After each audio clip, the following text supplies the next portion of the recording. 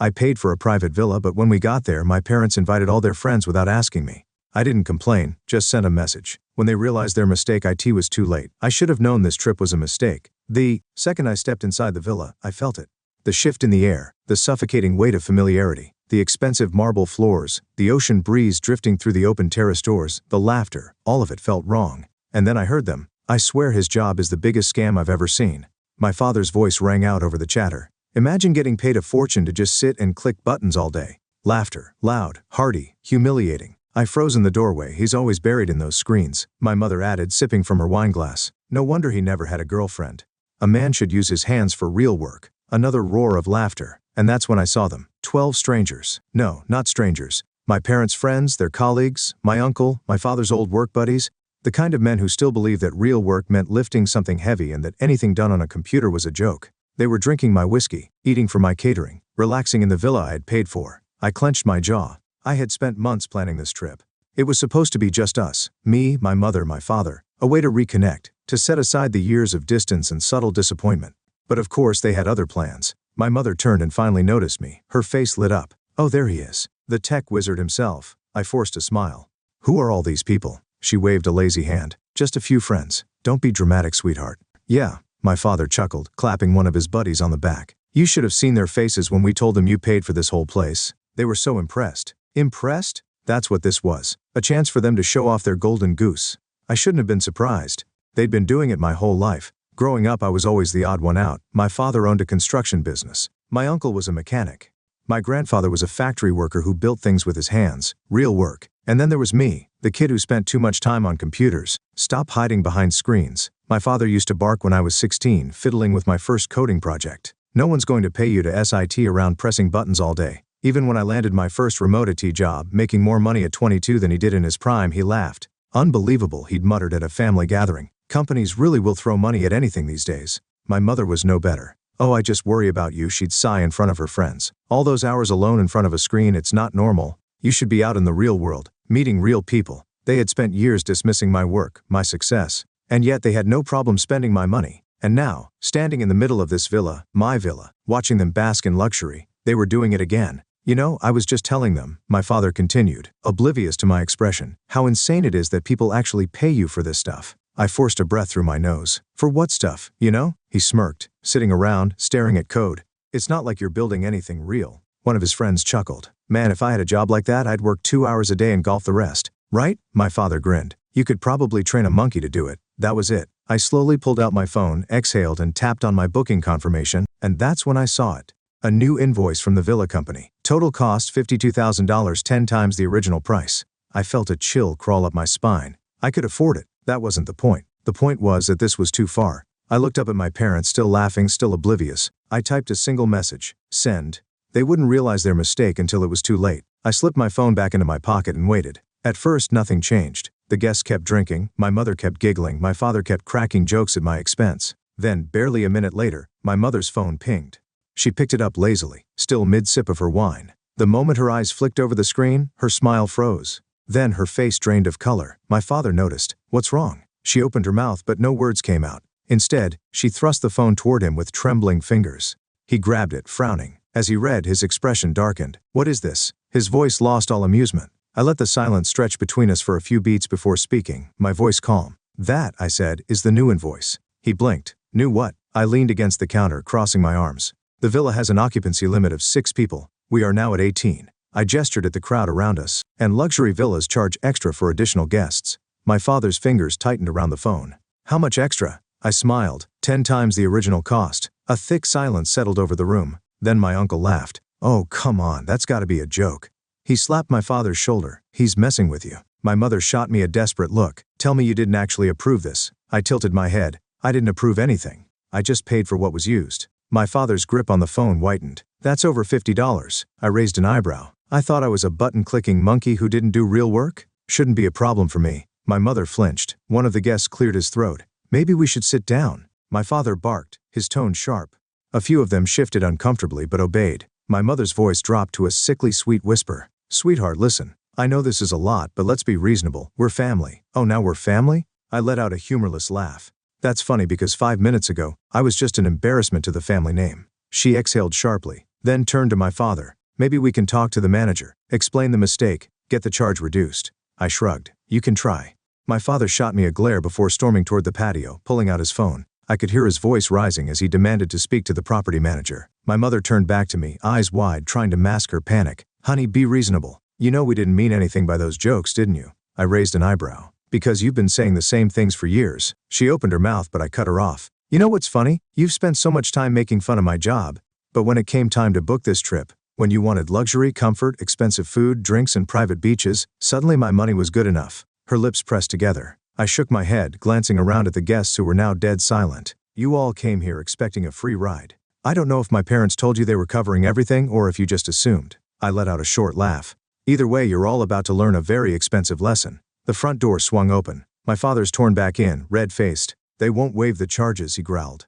They said we should have read the policy. Oh, you should have. I nodded. Because I did. His eyes snapped to me. You knew? I smiled. Of course I knew. He stared at me like I was a stranger. And you let this happen? I shrugged. You let this happen? I gestured at the entire situation. I planned a trip for 3 people. You invited 12 extra. You assumed I just foot the bill like I always do. His jaw clenched. So what now? You're just gonna let this charge go through? Not exactly, I said, pulling out my phone again. I already made alternative arrangements. My mother's voice turned sharp. What do you mean? I tapped the screen twice. Send. Check your email. She did. And then I watched her face shatter. She turned to my father, horrified. He canceled our booking. My father snatched the phone from her hands. I scanning the email in disbelief.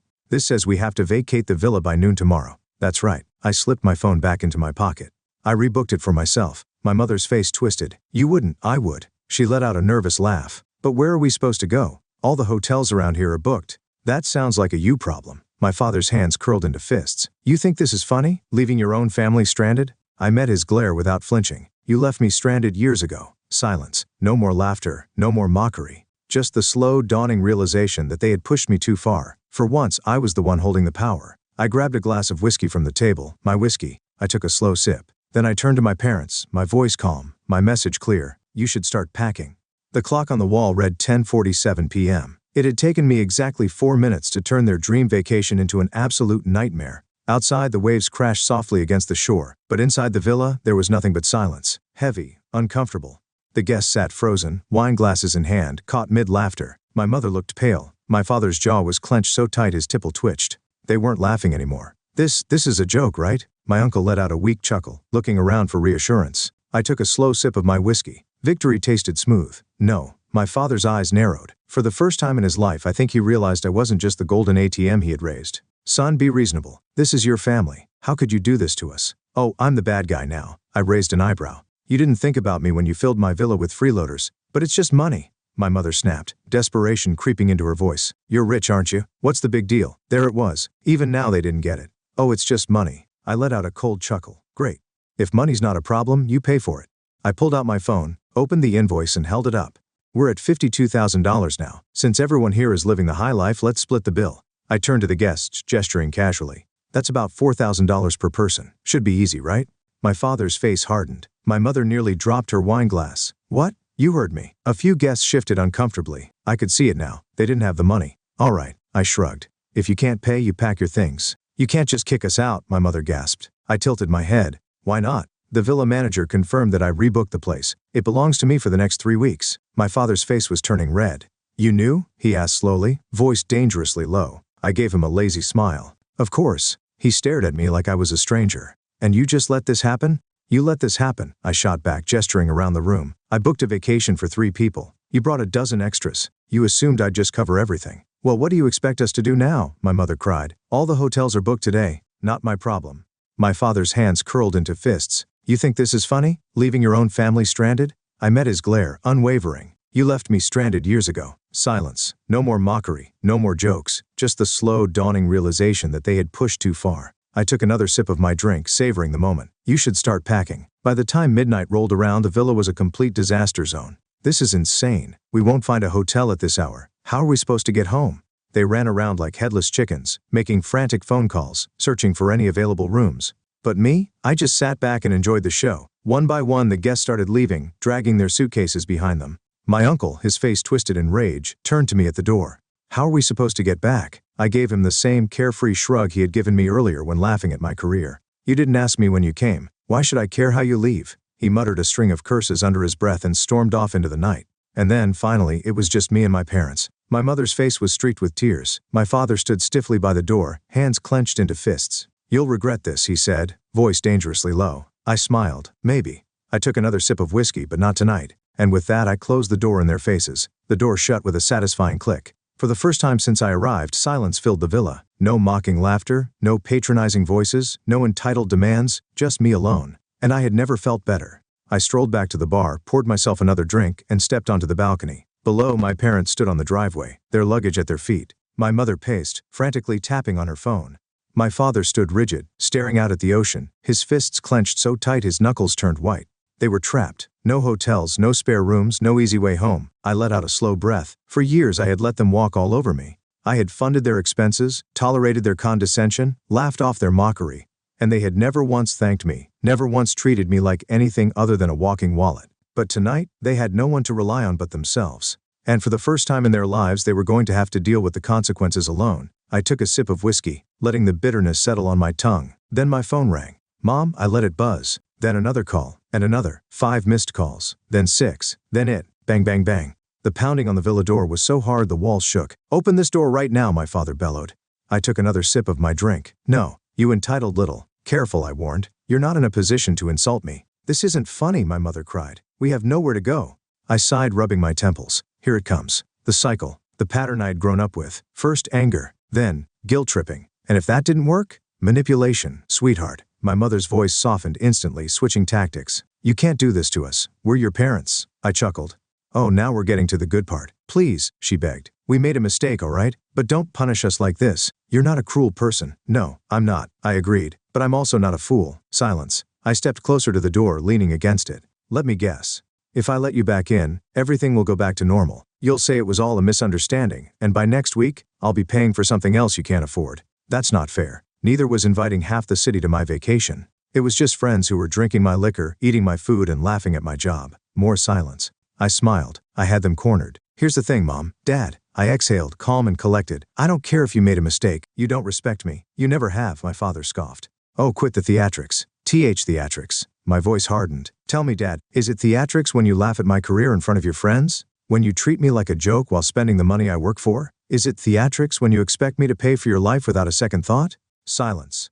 I continued, voice sharp as a knife. "The only time I matter to you is when I'm handing over my credit card. The rest of the time I'm nothing but a disappointment." "That's not true." "It is. And tonight you get to live with the consequences of treating me like a bank instead of a son." I heard my mother sniffle. "Please don't do this." I shook my head, a cold smile forming. "Good night." And then I walked away. The final desperate attempt. I should have expected what happened next. At 6 a.m., my phone buzzed again. A message. "Dad, we're going home today. But this isn't over." I let out a slow breath, scrolling through the texts. "Mom, you've really hurt us. We raised you. We gave you everything, and this is how you treat us? Dad, don't forget where you came from. Mom, we're still your parents. One day you'll regret this." It was so predictable it almost made me laugh. First anger, then guilt, then a final attempt to reassert control. But this time I wasn't playing their game anymore. I put my phone on silent, set it down on the nightstand, and stretched. The villa was quiet now, peaceful. For the first time in years, I had finally set boundaries. And it felt incredible. I thought it was over. That morning I sat on the villa's terrace sipping my coffee, staring at the empty driveway where my parents had stood the night before. The air smelled like salt and victory. I should have felt guilty. I didn't. For the first time in years I had finally drawn a line. I had set a boundary, and this time they had no choice but to respect it. Or so I thought. At noon my phone buzzed again. "Mom, we just got home. Let's talk when you're ready." I ignored it.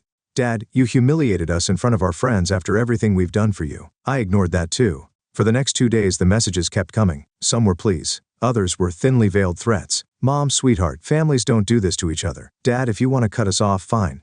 But don't expect us to be there when you need help. Mom, just call us. Let's fix this before it gets worse." And then at 8:36 a.m. on the third day I got a call from my boss. "Hey," he said, his voice hesitant. "Just wanted to check in. Your parents called our office this morning." I nearly dropped my coffee. "Excuse me?" "Yeah. Said they were concerned about your mental health, that you've been acting irrationally, making impulsive, financial decisions. They wanted to know if everything was okay at work." I stood up so fast my chair nearly toppled over. "You've got to be kidding me." "Nope," my boss said. "Sign." "Look, I told them we don't discuss our employees' private matters, but you might want to handle this before it escalates." My hands shook as I ended the call. They had gone too far. I had expected manipulation. I had expected guilt-tripping. But this was a direct attack on my career. I took a deep breath, opened my phone and typed, "Me, you crossed a line. Don't ever call my workplace again. Mom, we were just worried about you. Me, no, you were trying to destroy my job because I stopped paying for your life. This is the last time I speak to either of you. Dad, don't be dramatic. Me, watch me." And then, I blocked them. Their numbers, their emails, their social media accounts. For the first time in my life, I cut them off completely. 1 month later. It was strange at first. For years, my life had been dictated by their needs. My finances, my time, my energy, all of it had gone toward making their lives easier. Now there was silence. No messages, no sudden financial emergencies, no guilt tripping, just me, living for myself. I moved a different city, a different apartment, a fresh start. I threw myself into my work, picked up old hobbies I had abandoned. For the first time in forever, I wasn't waiting for the next call asking for money. It felt freeing until the inevitable happened. The last message. 2 months after I cut them off, I got an email from my mother. I almost deleted it without reading, but something made me pause. I opened it. Subject, "I'm sorry." The message was short. "I don't know if you'll ever speak to us again. I don't blame you, but I want you to know. I regret everything. We were wrong. I was wrong. And now I finally understand. We took you for granted. We thought you'd always be there, and now we've lost you. Your father won't admit it, but he knows too. He just doesn't know how to say it. I don't expect you to forgive us. I just hope one day you'll be able to look back and remember us as something other than what we became. No matter what, we love you." That was it. No request for money. No attempt to manipulate me. Just an admission of defeat. I stared at the screen for a long time. Then I closed the email. I didn't reply, not because I hated them, not because I wanted revenge, but because for the first time in my life I finally understood something. Love doesn't mean tolerating disrespect. Family doesn't mean financial servitude. And sometimes walking away is the only way to be free.